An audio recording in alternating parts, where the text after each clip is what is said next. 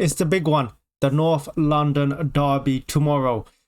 For me, a very, very important game. I know I'm saying that for every single game, but this 3 weeks, or sorry, our next 3 games could really, really define our season. We got Tottenham away, we got Atlanta away, and we got Manchester City away. 3 tough away games. But yeah, we go one by one. We're gonna, of course, only today be talking about Tottenham away.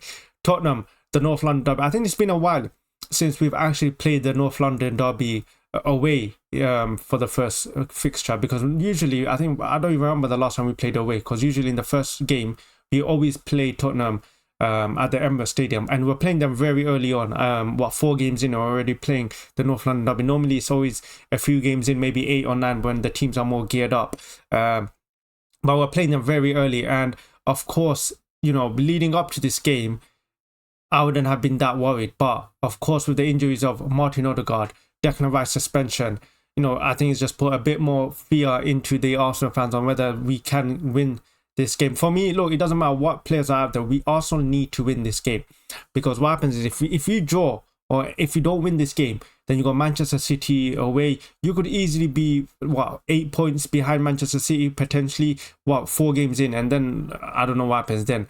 So it's very important that Arsenal need to win this game against Tottenham. Very, very important. And of course, Tottenham, I am sure they are coming for revenge. Of course, we beat them last season. We were 3-0 up at halftime, and I'm sure the Tottenham players and the Tottenham managers do not want that to repeat. But the main thing for Arsenal is the injuries, man. There's so many injuries. Martin Odegaard, Declan Rice suspended, Mikel Merino out. That is 3 potential. That's 3 of our potential starting 11s. Like, I believe if all of them were fit and not suspended, I think all 3 of them would have started in tomorrow's game.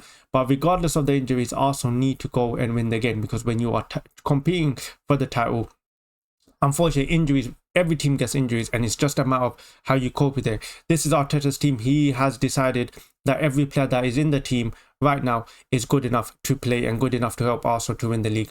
Whether or not we have a different opinion, it really doesn't matter. These are the players that Arteta has trusted, and Manchester City, they've done it when they've lost De Bruyne last season multiple times, and they still managed to find a way.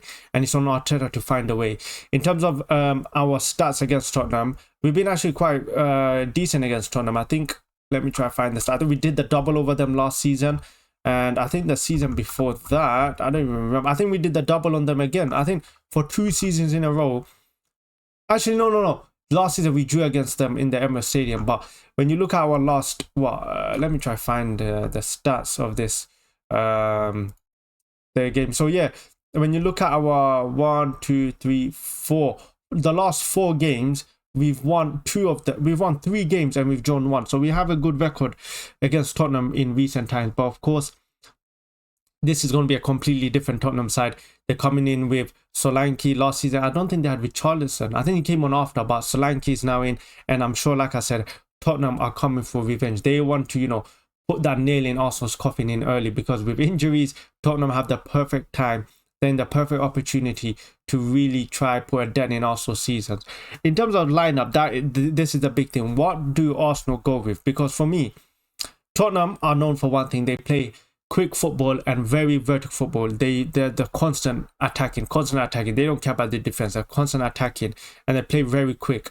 Now, the issue for Arsenal is with Jorginho and Thomas Partey, who looks like are going to be the replacements. Let's just say they're not the fastest players. Thomas Partey, athletically, he's not the same player he was before. Jorginho, I don't even need to say anything about him. The question is, how do our players cope with that fast, intense football that Tottenham are going to play? Are we going to play a deep block and then hit them on the break like we did last season? Because we all know Tottenham defensively are not the best team. They are prone to getting caught.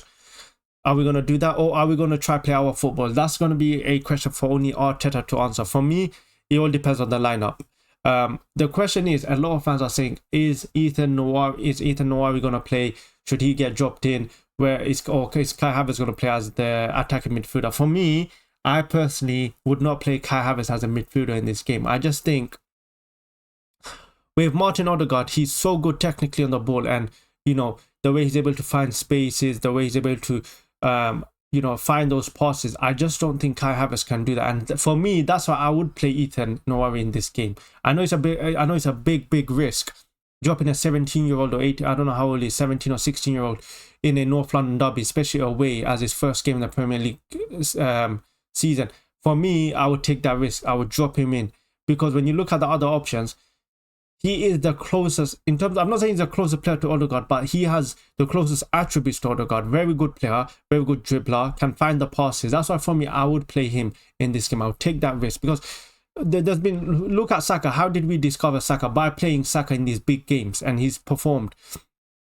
And for me, these are the games where you have to drop in these players. You don't have to drop in, but these are the games where, in a few years or a few months, we're going to be thinking to ourselves, yo, remember that game Ethan Nwauri played against Tottenham, got dropped in, first big game, and he played so well. So for me, it's I don't think it's a bad call dropping him into the game. Of course, if he plays really bad, it can ruin him. It can not ruin him, but it would put a dent in his confidence. But for me, look, I'm willing to take that risk. If I was Arteta, I would drop him in. Clearly, he's in the team because Arteta thinks he's good enough, and I do believe he is good enough. So I would drop in him. The other question is, who plays in defense and who plays in the attacking forward line? Do we keep Martinelli? Do we keep Trossard up forward, or do we bring in Sterling? For me, I'll bring in Sterling. 100% I'm bringing in Sterling.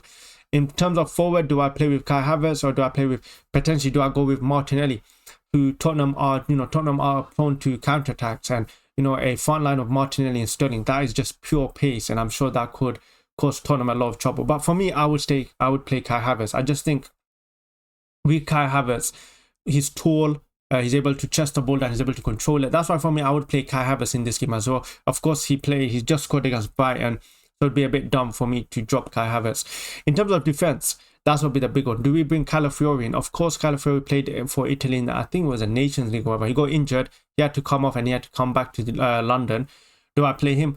I'd actually play Calafiori. I think he played so good. I think I would take Timber out of this game and I'll play Calafiori, and I would keep the back line the same. Or maybe you can drop Gabriel, who hasn't been playing the best this season. First two games. So not the first two games. The Aston Villa game, he made a very he lost the ball. Watkins missed it, and then of course in the second game, him and Saliba mix up. So Gabriel can be, if Gabriel is dropped for this game, I wouldn't have any complaints. As long as Calafiori plays, I think Calafiori can play. I do think he deserves to start Calafiori. So in terms of my lineup, I would go with David Villa, Ben White, Saliba. I would go with Gabriel, and I'd go Calafiori. Midfield, I'd go with Thomas Partey, Jorginho, and then I would play Ethan. In terms of my forward, I'll go Saka, of course. I've been seeing a lot of people saying that Saka should come into the midfield and play as a number 10. No, Saka is our best winger. He should stay as the winger. So I would go Saka, Havertz, Sterling. That would be my lineup if I was to for tomorrow's game. Of course, we don't know. I do think Havertz is going to play midfield, knowing Arteta. And then he's going to probably play Trossard. I mean, Football Mob is predicting that Trossard's going to play out forward. I think Trossard or Jesus. I think Jesus has just come back. He was injured, of course. He's just come back. Apparently, he's fit to play for Tottenham. But I think if he's going to play, he's probably going to come on as a sub.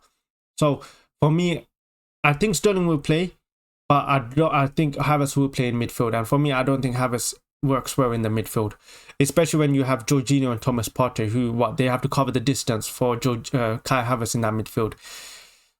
I think it's just a disaster. But yeah, like I said, it doesn't matter about injuries. Arsenal have to win this game. Like, this is the next 3 games, big games for Arsenal. If we do not, some loss and a draw, we could find ourselves miles away from Manchester City. And I'm sure all Arsenal fans know, when you are going up against Manchester City, you need to be perfect. You cannot be dropping any points. Injuries, unfortunately, is not an excuse.